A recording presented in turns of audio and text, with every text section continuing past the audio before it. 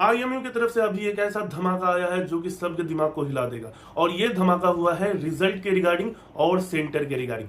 सभी लोग सोच रहे थे कि इतने सारे बच्चे जो फॉर्म फिल किए हैं तो सेंटर कैसे देगा, कहां देगा। तो आईएमयू अपना एक नोटिस लेके आया है और इस नोटिस में सब कुछ क्लियर कर दिया है कि क्या होगा। बहुत बच्चे तो पढ़ के समझ ही नहीं पाए कि आखिर आईएमयू बोलना क्या चाहता है, लेकिन हम हैं आपके पास जो बताएंगे कि आईएमयू की तरफ से ये नोटिस क्या है और एकदम अच्छे से आपको समझा देंगे। सबसे पहला चीज है कि जो सेंटर्स को लेके टेंशन हो रहा था, तो इस बार जो एग्जाम होगा वो 2 शिफ्ट में होगा। ये तो पहला धमाका है कि एग्जाम 2 शिफ्ट में होगा। अब बच्चों को लग रहा होगा कि जब 2 शिफ्ट में होगा तो उनको तो क्वेश्चन मिल जाएगा, क्योंकि क्वेश्चन सेम होंगे। नहीं, क्वेश्चन सेम नहीं होंगे, दोनों के दोनों क्वेश्चंस अलग होंगे। आईएमयू की तरफ से ये कहना भी है कि वो ट्राई करेंगे कि दोनों क्वेश्चन का लेवल सेम ही रहे। क्वेश्चन डिफरेंट रहेंगे, लेवल सेम रहेंगे।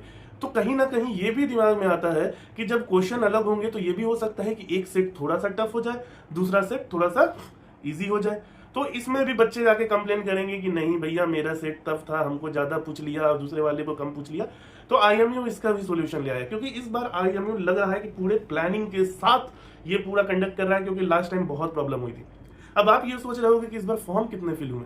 फॉर्म जहां तक हम लोगों को पता है रजिस्ट्रेशन 1,10,000 के ऊपर तो पहुंच गए थे।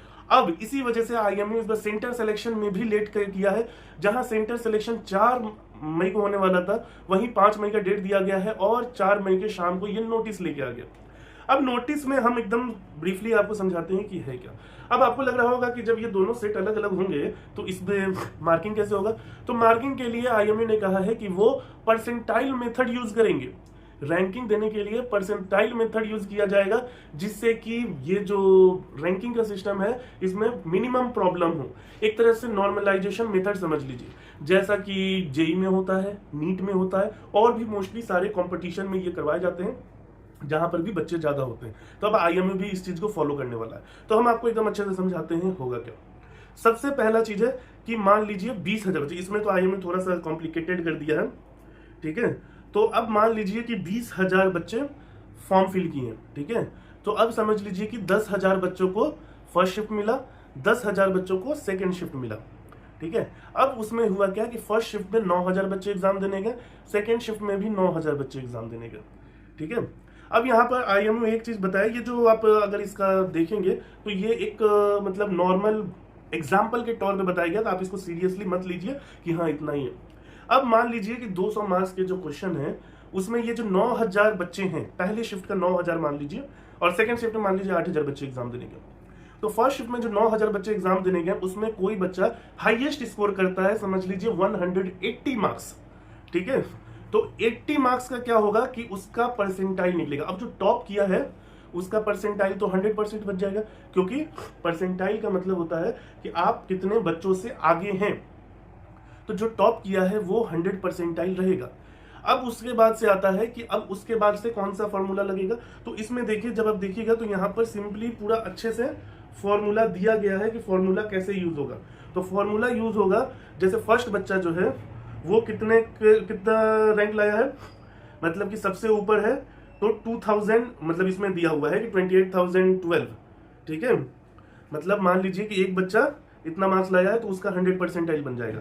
अब जो बच्चा कम लाया है, ठीक है, अभी देखिए इसमें एक एग्जांपल और भी दिया है कि एक जो बच्चा है वो 346 नहीं, ये दूसरा का, ठीक है। इसके बाद से दिया है कि जो बच्चा सबसे कम लाया है उसका परसेंटाइल कैसे निकलेगा। तो परसेंटाइल निकालने का मेथड ये लोग दिए हैं, ये जनरल फॉर्मूला ही है, ठीक है, कि जितने बच्चे जितना रैंक है, मतलब जितने बच्चों के में रैंक उसका है उतना, मान लीजिए जो सबसे आगे है उसका मतलब 28,012 बच्चे, मतलब मान लीजिए अभी जो फॉर्मूला एग्जांपल दिए 9,000 बच्चे, तो 9,000 बच्चे में जो सबसे आगे है वो 9,000 बच्चा है, ठीक है, मतलब सबसे फर्स्ट पे, और अपॉन कितना है 9,000 बच्चे एग्जाम दिए तो 9,000 बाई 9,000 इंटू 100।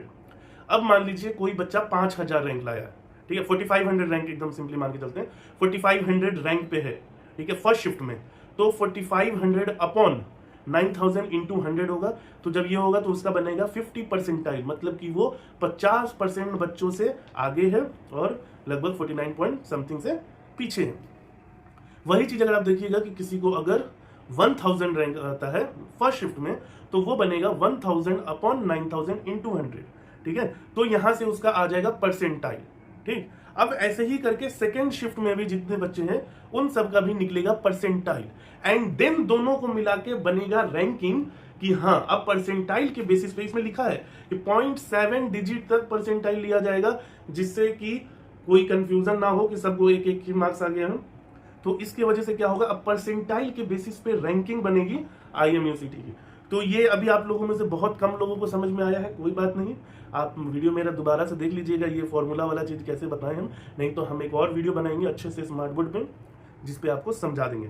बाकी इस बार के लिए आपको थोड़ा ज्यादा मेहनत करना पड़ेगा, ठीक है, क्योंकि एग्जाम सही में टफ होने वाला है, कंपटीशन बढ़ चुका है। अगर आप अभी भी डाउट में हो कि आपसे एग्जाम में प्रॉब्लम आएगी या कुछ भी दिक्कत हो सकता है, तो अभी भी टाइम है। आप हमारा IMU-MET का फ्लैश बैच ले सकते हैं, 20 दिन बचे हैं, आपका अच्छे से प्रिपरेशन हो जाएगा। आप पहले के रिकॉर्डेड लेक्चर्स देख सकते हैं और आप आगे चल के हमारे मॉक टेस्ट भी हैं उसमें। अगर आप अलग से मॉक टेस्ट लेना चाहते हैं तो हमारा मॉक टेस्ट भी ले सकते हैं, जिसमें आपको 15 मॉक टेस्ट मिलेंगे, जिससे आपका प्रिपरेशन अच्छे से हो जाएगा। और उसके बाद से अगर ये सब भी नहीं चाहिए तो IMU-MET का अपना बुक भी है, IMU-MET विजनरी, जो कि अभी ऑफर में 1100 में आपको मिल जाएगा। तो अगर ये सब चीजें चाहिए तो आप हमारी टीम को कांटेक्ट कीजिए, स्क्रीन पे हमारी टीम का कांटेक्ट नंबर दिया हुआ है। चलिए tata bye bye, take care.